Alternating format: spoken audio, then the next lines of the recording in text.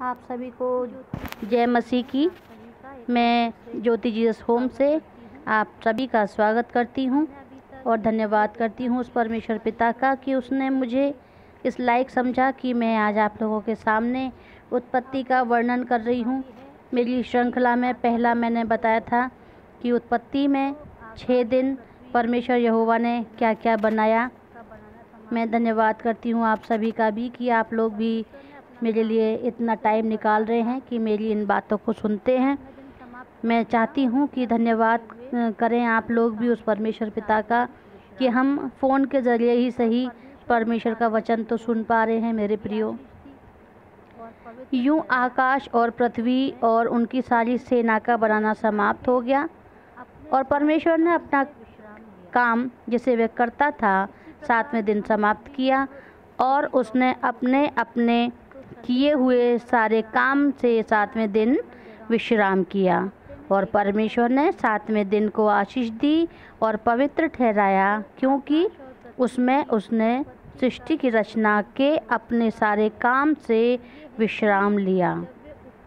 आकाश और पृथ्वी की उत्पत्ति का वृत्तांत ये है कि जब वे उत्पन्न हुए, अर्थात जिस दिन यहोवा परमेश्वर ने पृथ्वी और आकाश को बनाया, तब मैदान का कोई भी पौधा भूमि पर ना था और ना मैदान का कोई छोटा पेड़ उगा हुआ था, क्योंकि यहोवा परमेश्वर ने पृथ्वी पर जल नहीं बरसाया था और भूमि पर खेती करने के लिए मनुष्य भी नहीं था। तो भी कोहरा पृथ्वी से उठता था, जिससे सारी भूमि सिंच जाया करती थी। तब यहोवा परमेश्वर ने आदम को भूमि की मिट्टी से रचा और उसके काम अनोखे हैं मेरे प्रियो। उसने उसके नथनों में जीवन का श्वास फूंक दिया। बहुत से लोग कहते हैं कि आदम को आखिर में क्यों बनाया।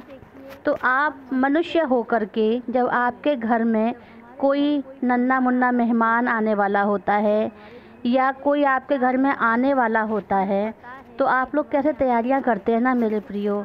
ऐसे ही हमारे परमेश्वर यहोवा ने भी ये सब जानते हुए कि जब मैं आदम को पैदा करूंगा तो उसके लिए ऐसी चीज़ें भी तो बनाऊं जहां वो रह सके, जहां वो विचरण कर सके, जहां वो उठ बैठ सके। उसका मन लगाने को भी कोई होना चाहिए, नहीं तो आप लोग जानते हैं कि सूखी भूमि पर और अंधेरे में वो कैसे रहता। तब यहोवा परमेश्वर ने आदम को भूमि की मिट्टी से रचा। उसने सब कुछ, परमेश्वर के काम हैं, उसने सब कुछ सोच समझ के किया और नथनों में जीवन का श्वास फूंका और आदम जीवता प्राणी बन गया। और यहोवा परमेश्वर ने पूरब की ओर आदम से एक वाटिका लगाई और वहाँ आदम को जिसे उसने रचा था रख दिया। और यहोवा परमेश्वर ने भूमि से भांति भांति के वृक्ष जो देखने में बहुत ही मनोहर, जिनके फल खाने में अच्छे हैं, उगाए और वाटिका के बीच में जीवन के वृक्ष को और भले या बुरे के ज्ञान के वृक्ष को भी लगाया। उस वाटिका को सींचने के लिए महानदी अदन से निकलती और वहाँ से आगे बहकर 4 धाराओं में बट गई। पहली धारा का नाम पीशोन, ये वही है जो हवीला नाम के सारे देश में जहाँ सोना मिलता है घेरे हुए है। उस देश का सोना चोखा होता है, बहुत शुद्ध होता है। वहाँ मोती और सुलेमानी पत्थर भी मिलते हैं। दूसरी नदी का नाम गीहोन है। ये वही नदी है जो कूश के सारे देश को घेरे हुए है। और तीसरी नदी का नाम हिद्देकेल है। ये वही है जो अशूर के पूर्व की ओर बहती है। और चौथी नदी का नाम फरात है।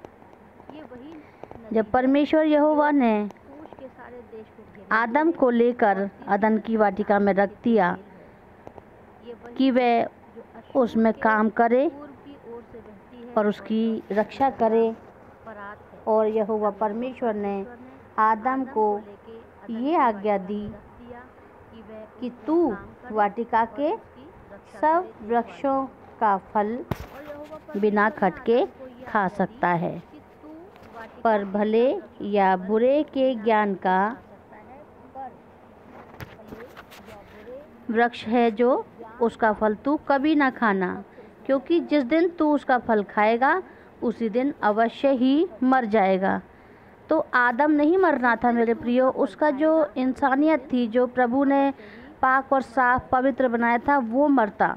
अगर वो उस फल को खा लेता तो उसके अंदर पाप समा जाता, और उसके अंदर से वो पाप समाने के बाद परमेश्वर ने जो एक शुद्ध मनुष्य बनाया था वो मर जाता। फिर यहोवा ने कहा, आदम का अकेला रहना अच्छा नहीं, मैं उनके लिए एक ऐसा सहायक बनाऊंगा जो उससे मेल खाए।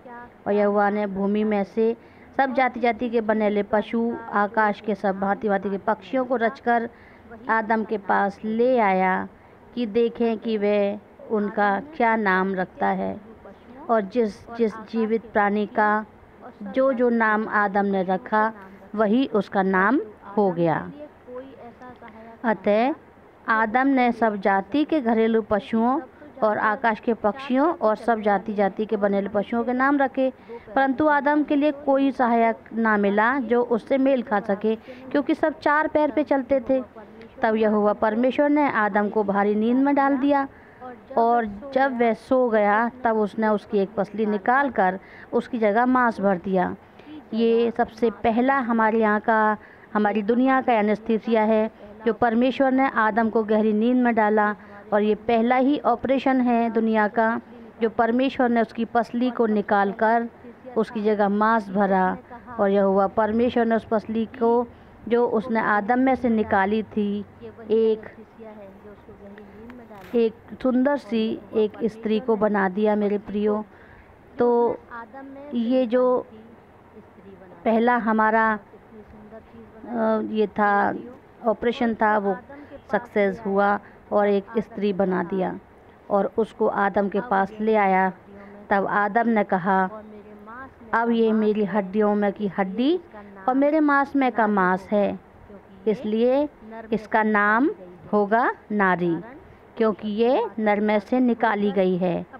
इस कारण पुरुष अपने माता पिता को छोड़कर अपनी पत्नी से मिला रहेगा और वे एक ही तन बने रहेंगे। आदम और उसकी पत्नी दोनों नंगे थे पर लजाते न थे। ये परमेश्वर का वचन है। इसे पढ़े जाने और सुने जाने से परमेश्वर हम सब को आशीष दे। आमीन।